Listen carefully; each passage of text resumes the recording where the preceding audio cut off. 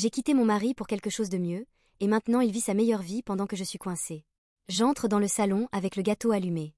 Mes filles et moi commençons à chanter « Joyeux anniversaire » en chœur pendant que je me rapproche prudemment de l'heureux garçon d'anniversaire. Mes filles courent vers leur père et l'enveloppent dans un câlin collectif. Je croise son regard et nous nous sourions tandis qu'il se penche pour souffler les bougies. 1 heure plus tard, après avoir ouvert les cadeaux, je pars discrètement. Personne ne remarque mon départ ni ne répond à mon faible au revoir. Vous voyez, ce n'est plus ma maison. Ce soir, les filles restent avec leur père pour poursuivre les célébrations. C'est sa maison, pas la mienne. En rentrant chez moi ce soir-là, je m'arrête et éclate en sanglots, me reprochant encore et encore d'avoir mis fin à mon mariage il y a 5 ans. À 44 ans, je regrette amèrement ma décision précipitée, non seulement parce qu'elle était impulsive, mais aussi parce que j'aime toujours mon ex-mari. Laurence n'était pas infidèle, il ne m'a jamais maltraitée. C'est un père fantastique et il n'avait aucun problème particulier. Mon impulsion pour appuyer sur le bouton d'autodestruction de mon mariage de 15 ans était bien plus banale. J'étais insatisfaite, peu sûre de moi et épuisée par ce que je percevais comme la monotonie de ma vie. J'ai perdu mon calme trop souvent avec lui. En vérité, ce n'est pas comme si je n'avais pas reconstruit ma vie depuis notre séparation. Je suis avec Tom, mon compagnon, depuis 2 ans, et il m'idolâtre. Pourtant, même si je l'aime, à chaque fois que je le compare à Laurence, j'ai peur que Tom ne fasse pas le poids. Si Laurence me demandait de revenir, je quitterais Tom sans hésitation. Il y a 5 ans, avec 3 jeunes filles et des parents gravement malades, la vie était implacable. Parfois, dans la quarantaine, je me demandais ce que j'avais fait pour mériter une telle vie en tant que mère au foyer. Mes journées étaient un cycle sans fin de trajets scolaires, de corvées et de soins aux parents. Parfois, j'avais la chance d'aller à la salle de sport ou de rencontrer une amie pour un café. Pendant ce temps, Laurence allait travailler et voyait ses amis après, si cela lui convenait. Il n'aidait aux corvées que les week-ends. Une chose qui me dérangeait vraiment, c'était son espace privé. Un espace rempli de ses livres, jeux vidéo et jouets. Cet espace est devenu pour moi le symbole de l'injustice dans notre relation. Pourquoi avait-il droit à un sanctuaire loin des responsabilités parentales et domestiques, alors que j'assumais la majorité du fardeau? Au fil des années, ce qui avait commencé comme une blague entre mes amis s'est transformé en un ressentiment constant, alimenté par leurs propres histoires de mari qui ne faisaient pas leur part.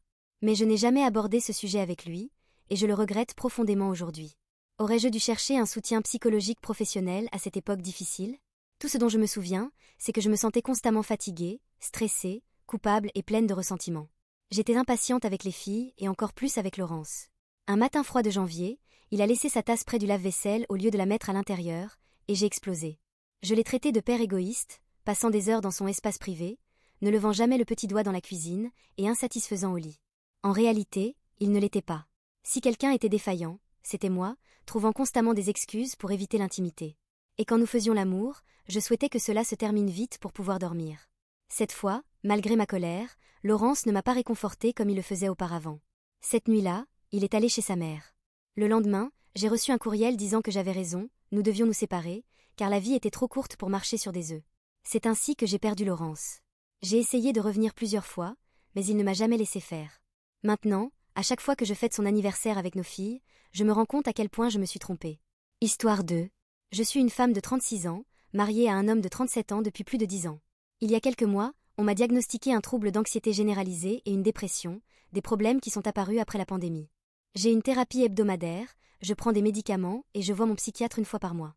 Mais je sens que mes problèmes avec mon mari sont plus que ce que je peux supporter en ce moment. Chaque fois que j'ai une crise, mon mari ne veut pas me réconforter ni passer du temps avec moi. Il dit que je dois tout gérer seule, parler à une amie ou à mon thérapeute. Il dit qu'il ne peut pas me donner ce dont j'ai besoin, du soutien et des câlins. Alors, quand je m'isole à cause de l'anxiété, nous finissons par nous disputer. Il m'accuse d'ignorer nos enfants et d'être impoli. Je suis très irritée, mais jamais violente avec lui. Si je décide de sortir avec des amis, ce dont j'ai vraiment besoin, il devient jaloux et m'accuse de chercher un autre homme. Dans toutes ces situations, il continue de se disputer avec moi jusqu'à ce que j'atteigne mon point de rupture, et je finis par avoir une crise d'anxiété et dois prendre un sédatif. Quand je lui dis que je ne peux pas vivre comme ça, il dit que nous devons divorcer car il est mon déclencheur. J'ai essayé de lui expliquer que j'ai de nombreux déclencheurs en ce moment à cause de ma maladie mentale. Je ne lui en veux pas, mais mon problème est la façon dont il gère cela. Chaque fois que j'ai un problème, il s'enfuit ou le transforme en quelque chose qui le concerne. Il dit constamment qu'il n'est pas une personne empathique et qu'il ne sait pas comment gérer cela. Pourtant, quand j'atteins mon point de rupture, il me dit qu'il m'aime, prend soin de moi et me serre dans ses bras jusqu'à ce que je m'endorme. Le lendemain, il dit qu'il veut être avec moi pour toujours. Je lui ai dit que je me sentais abandonnée par lui et sans amour. Je sens vraiment qu'il veut divorcer, mais qu'il attend que je prenne la décision. Je me sens assez perdue dans cette situation et je ne sais vraiment pas quoi faire. J'ai peu d'énergie et je voudrais me concentrer sur ma guérison, surtout pour mes enfants.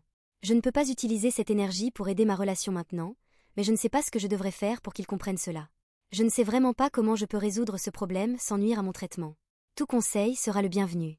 Merci de m'avoir lu. Comme je l'ai mentionné précédemment, je traverse beaucoup de choses à la maison. J'ai de l'anxiété et mon mari ne sait pas comment y faire face. Maintenant, je crois qu'il ne veut tout simplement pas y faire face. Nous sommes allés ensemble chez le médecin pour qu'il puisse comprendre un peu la situation, troubles d'anxiété généralisée et dépression. Mauvaise idée. Il m'a critiqué tout le temps, m'a blâmé de ne pas m'améliorer et, à la fin, il a dit qu'il ne croyait pas que notre relation puisse fonctionner. Oui, il a dit cela au médecin, qui essayait de lui faire comprendre comment mon anxiété et ma dépression me touchaient. À la fin, je pleurais et il était en colère contre moi et contre le médecin. Il a insisté pour dire que je l'avais emmené à la thérapie de couple sans son consentement. Le lendemain, je lui ai posé la question que j'avais publiée, est-ce qu'il m'aimait encore? Il n'a pas pu répondre, alors j'ai enlevé mon alliance et j'ai dit que c'était fini. Je ne pouvais pas être avec quelqu'un qui ne pouvait pas répondre à une question aussi simple. Après plus d'une décennie ensemble, c'est ainsi qu'il m'a répondu. Il s'est excusé, a pleuré et a dit qu'il ne m'aimait plus. Mon anxiété a détruit ses sentiments pour moi. J'ai le cœur brisé, mais soulagé, parce que je ne pouvais pas continuer à dépenser mon énergie dans cette relation, alors qu'il était clair que j'étais la seule à me battre pour cela. Au moins maintenant, je sais que c'est fini. Cependant, je me sens seule, car je vais devoir combattre cette maladie mentale par moi-même. Ma famille vit loin. Je dois aller mieux pour mes enfants et moi. Je ne peux pas déménager maintenant, ni lui. Nous aurons des chambres séparées, tout en partageant la maison.